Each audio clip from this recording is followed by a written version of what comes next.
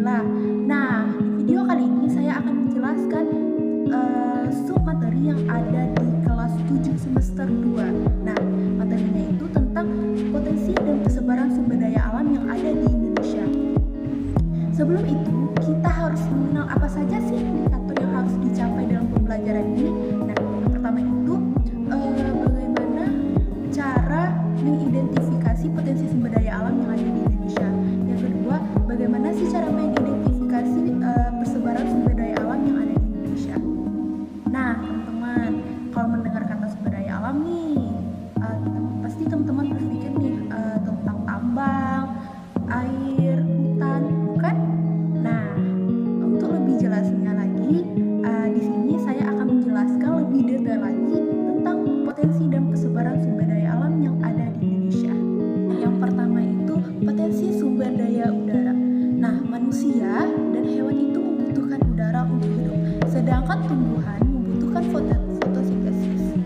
Nah, unsur pembentuk udara itu ada 3 loh. Yang pertama udara kering. Udara kering yaitu unsur-unsur pembentuk udara, sedangkan uap air yaitu pemanasan oleh cahaya matahari yang mengakibatkan tubuh-tubuh air, sedangkan aerosol ialah benda yang berukuran kecil dan melayang-layang di udara. Potensi yang kedua itu ialah potensi sumber daya tanah. Tanah terbentuk karena batuan beku yang berasal dari lava keluar dari gunung berapi. Kemudian batu itu membeku dan hancur lama-kelamaan karena dipengaruhi oleh cuaca. Tanah yang berusia tua biasanya berwarna kemerah-merahan, sedangkan tanah yang berusia muda itu berwarna abu-abu. Nah, jenis-jenis tanah itu di Indonesia ada 3. Yang pertama, tanah vulkanik. Tanah vulkanik ialah tanah yang dikeluarkan oleh letusan gunung berapi. Persebarannya ada di Sumatera, Jawa, Bali, Sulawesi, Maluku, dan Nusa Tenggara. Yang kedua, tanah bukan vulkanik, yaitu tanah yang bukan berasal dari letusan gunung Merapi. Contohnya itu, persebarannya itu ada di Jawa Timur, Papua, Kalimantan, dan Sulawesi. Yang ketiga itu ada tanah organik. Tanah organik ini terdiri dari tanah humus dan gambut. Yang ketiga itu ada potensi sumber daya air. Nah, manusia itu pasti tidak terlepas dari air. Manusia itu membutuhkan air untuk minum, mandi, dan lainnya. Nah, siklus pembentuk air ini ada 3. Yang pertama, siklus air pendek. Yang kedua, siklus air sedang. Yang ketiga, siklus air panjang. Nah, air di Indonesia itu ada beberapa bentuk. Yang pertama, air hujan. Yang kedua, air sungai. Air sungai merupakan bagian di muka bumi yang terdapat air yang mengalir dari hulu sampai hilir. Yang ketiga itu ada air danau. Danau merupakan wilayah cekukan di daratan yang terisi oleh air. Nah, danau berdasarkan bentuknya ada beberapa jenis. Yang pertama, danau vulkanik. Danau vulkanik ini contohnya danau Sarang dan danau Kerinci. Yang kedua, danau tektonik dan contohnya itu danau Meninjau dan danau Tempe. Yang ketiga, danau vulkanik tektonik. Contohnya itu danau Toba di Sumatera. Yang keempat, danau Peralutan. Yang kelima, danau Ladang. Yang keenam, bendungan, contohnya Waduk, Jatiluhur, Citara, dan lainnya. Nah, yang keempat itu ada potensi sumber daya hutan. Hutan di Indonesia memiliki potensi yang sangat besar. Luasnya saja 6,5 juta hektar.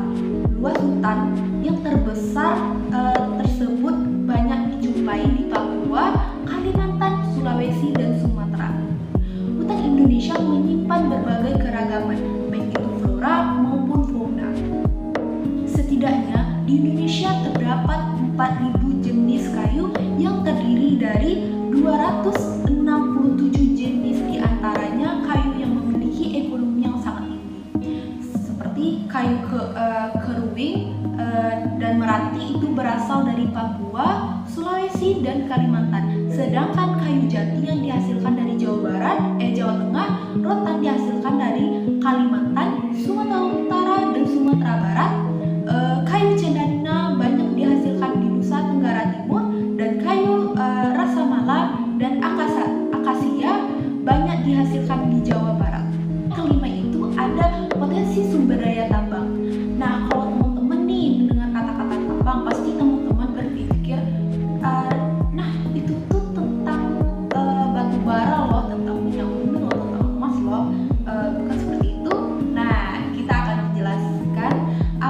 potensi-potensi sumber daya tambang yang ada di Indonesia. Yang pertama itu minyak bumi dan gas, persebarannya ada di Sumatera, Jawa, Kalimantan, Maluku, dan Papua. Yang kedua, batu bara, persebarannya ada di Kalimantan Timur, Sumatera Barat, dan Sumatera Selatan. Yang ketiga, ada bauxit, itu persebarannya ada di Riau dan Kalimantan Barat. Yang keempat, ada pasir besi yang ada di Cilacap, Jogja, dan Pulau Sebuku. Yang nomor 5 itu ada emas. Nah, persebarannya itu ada di Jawa Barat, Papua, Kalimantan Barat, Aceh, Sulawesi Utara, Riau, dan Bengkulu. Yang keenam ada timah. Timah ini persebarannya ada di Pulau Bangka, Dabong, dan Karimun. Nah, yang ketujuh itu ada tembaga, itu persebarannya ada di Papua. Yang kedelapan itu ada nikel. Nikel itu berada di Sulawesi Tenggara. Yang ke-9 aspal. Aspal ada di Pulau Buton dan Sulawesi Tenggara. Yang ke-10 mangan ada di Tasikmalaya, Yogyakarta, dan Kalimantan Selatan. Yang ke-11 ada balerang. Balerang ada di Jawa Timur dan Jawa Barat. Yang ke-12 marmer ada di Jawa Timur, Lampung, dan Makassar. Yang ke-13 yudung ada di Semarang dan Jawa Timur. Nah, yang ke-6 itu ada potensi sumber daya laut. Nah, Indonesia merupakan negara maritim. 2/3 wilayah Indonesia merupakan itu lautan. Nah, di dalam lautan itu tersimpan kekayaan alam seperti ikan, minyak bumi, batu karang, terumbu karang, emas, dan lainnya. Laut Indonesia memiliki angka potensi lestari sebesar 6,4 juta ton per tahun. Ikan yang terdapat di Indonesia bagian barat rata-rata ikannya pelagis kecil, sedangkan kawasan Indonesia bagian timur ditemukan ikan pelagis yang berukuran besar seperti tuna dan cakalang. Penduduk Indonesia juga mengembangkan usaha tambak dengan jenis ikan seperti udang dan ikan bandeng. Indonesia memiliki 13.466 pulau dengan garis pantai yang sangat panjang mencapai 81.000, kedua terpanjang di dunia setelah Kanada. Hutan mangrove. Hutan mangrove ini terletak di daerah pasang surut air laut. Fungsinya sebagai habitat binatang laut untuk berlindung, mencari makan, berkembang biak, serta melindungi pantai dari abrasi laut. Persebarannya ada di pesisir barat Pulau Sumatera, Kalimantan, Sulawesi, Jawa, serta pulau-pulau kecil yang ada di Indonesia. Jumlah hutan mangrove seluruhnya yang ada di Indonesia mencapai 3.716.200 hektar, sedangkan yang wilayah yang terluas di Indonesia itu terletak di Pulau Papua yang mencapai 2 juta hektar lebih. Nah, terumbu karang, luas terumbu karang di Indonesia mencapai 284.300 km bujur sangkar atau 18% dari terumbu karang, serta memiliki keanekaragaman hayati yang hidup di dalamnya yang ada di dunia. Nah, di dalamnya terdapat 2.500 jenis ikan, 590 jenis karang, 2.500 jenis moluska, dan 1.500 jenis udang-udangan.